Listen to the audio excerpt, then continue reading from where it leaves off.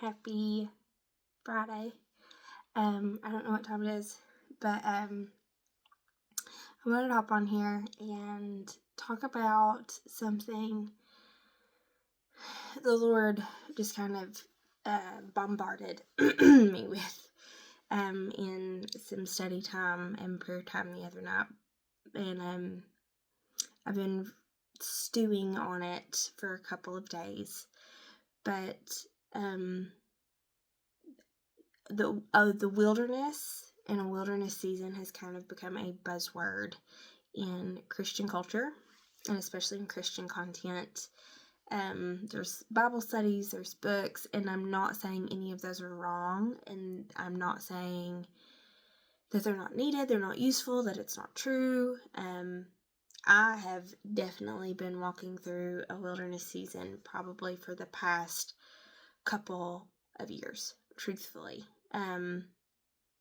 It's definitely had some really good times and definitely had some very, very difficult times. But one thing that has remained very steadfast in this wilderness season for me has been the hope and just the constant prayer of just give me to my promised land. Like, Lord, where is my promised land? Can we just make it in there already? Let's just cross the Jordan. Let's move past where we're at. And, and I think that's very common. I don't want to be in the wilderness anymore. I want to be in my promised land. And the other night, I'm doing a study from the Daily Grace Company called Come and See. It's a Bible study on the book of John, and it breaks down very, in just a few verses a day. And the day that I was doing it actually did some cross-references. So it was John chapter 1, verses 14 through 18, I think it was. But the cross-references were Exodus 33 and Exodus 34.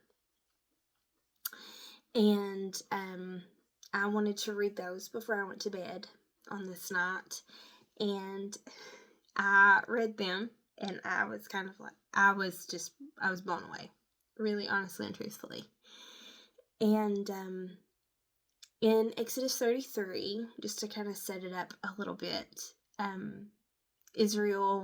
Moses has went up the mountain for the first time for the 10 Commandments, and come back down, and Israel and Aaron have erected this golden calf. They have created idols and been worshiping to this inanimate object, this false god. And Moses comes down, he breaks the 10 Commandments, he's severely upset. Israel has been rescued from Egypt and made a lot of promises, had a lot of promises made to them, and this is what they've turned around and done. And they did this when the going got tough, when Moses was not in their face, essentially. He was not there, he was gone up the mountain, and they kind of had a moment. And in Exodus 33, the Lord says to Moses and to the people of Israel, he says, that's fine, go ahead, take your promised land. I'll send my angel, and they will take out all the enemies for you, and you can have the land, but I will not go with you. I will not go. I'll send my angel, but I will not go. And so God says, you can still have these things that I promised, because he doesn't lie. I can still give you the promised land, but my presence will not go with you. And in verse 15, this is the NLT translation, so but basically he just says, if you will not personally go with us, don't make us leave this place. Don't make us leave the wilderness. And at the very end he says, for your presence among us sets your people and me apart from all other people on the earth.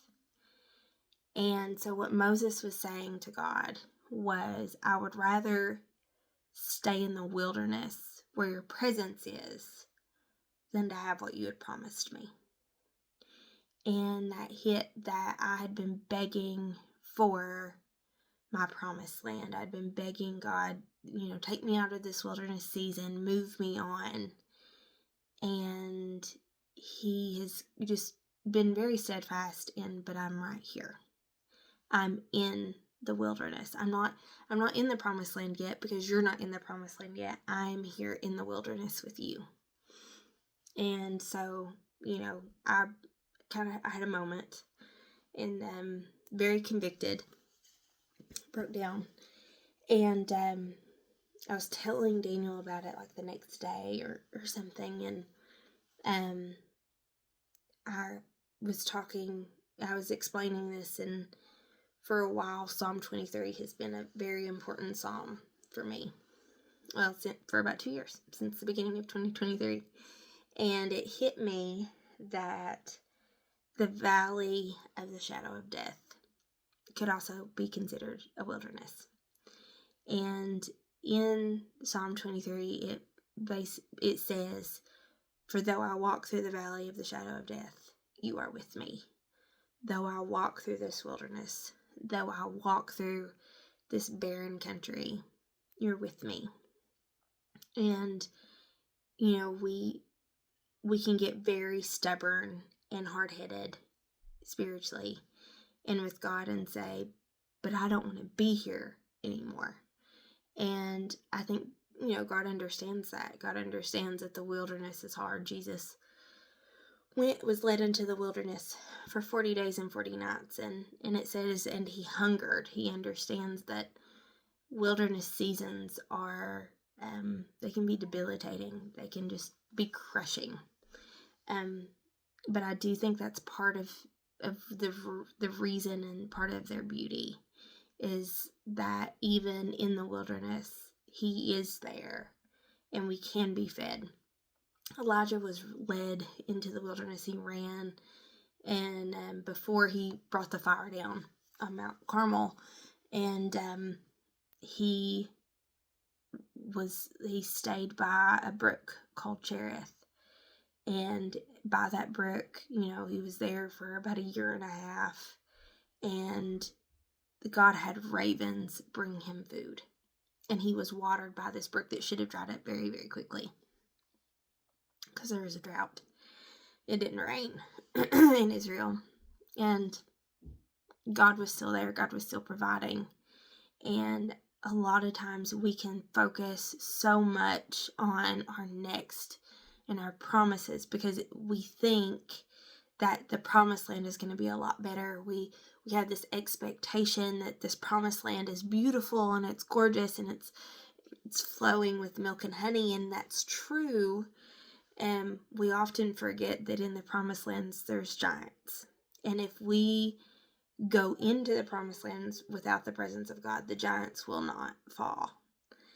And if we do not truly connect into the Spirit, if we do not truly connect into the Word, if we do not truly connect into Jesus in the wilderness, walking into our promised land really isn't going to be as fulfilling. And no, the wilderness is not fun, but it is such a beautiful place to be when you truly just learn that this is where your friendship with God can develop. This is where you truly understand that his rod and his staff, they comfort you. This is where you truly get to recognize what the presence of God is in those hard times, and that makes the milk and the honey sweeter when you do make it. And so I know that a lot of us are walking through wilderness seasons. I know a lot of us are kind of in that spot at Exodus 33 where we're ready to move on. We're ready to take the next step and get out of the wilderness, knowing kind of deep down that our wilderness season isn't over yet, knowing deep down that we've still got a few more miles to walk in this. And we can either take it and say, okay, I don't want the promised land without your presence. Because truthfully, Moses developed a friendship with God while Israel only recognized him for the works that he did.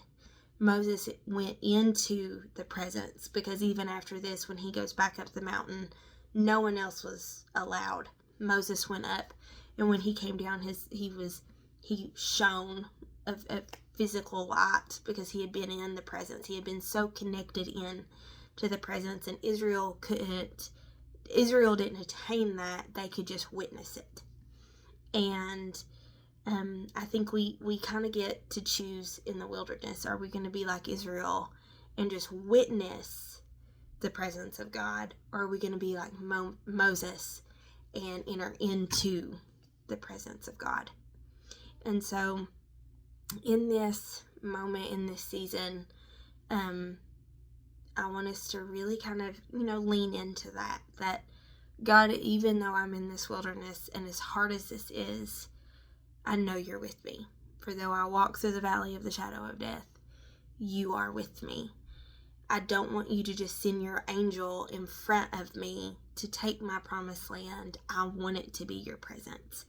Because without your presence, the milk and the honey will not be as sweet. So I hope that encourages somebody. I love you all. Bye.